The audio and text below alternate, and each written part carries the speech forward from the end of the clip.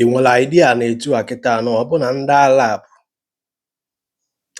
ọ dịsị arụ abụọ kịta na-sponsọgharị telọ n'ọfanwa bụ ndị a na-eyikarị ndị mmadụ egwu nwere ebe fa nọ na mba ụwa ada atụfu egwu bụsịfa chọrọ ịkọ nka n'Igbo mana ụmụnne m na gị na-agba kịta na-amakpusi Islam ka a ga-eyuzu against us.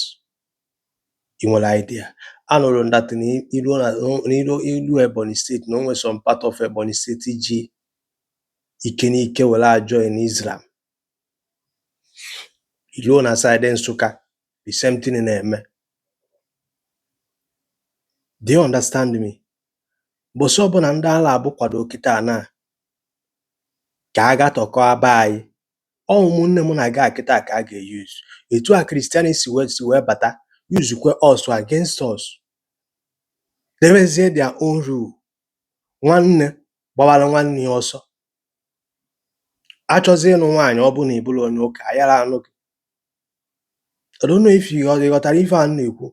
One day now in nearest future akwa ụmụnne m na-aga kịta na-abụkwa ndị Islam na ka a ga-eyuzu against us because the word infidel card in Islam ruo echi niile ma tata mechi fa ka na-eyuzu word infidel.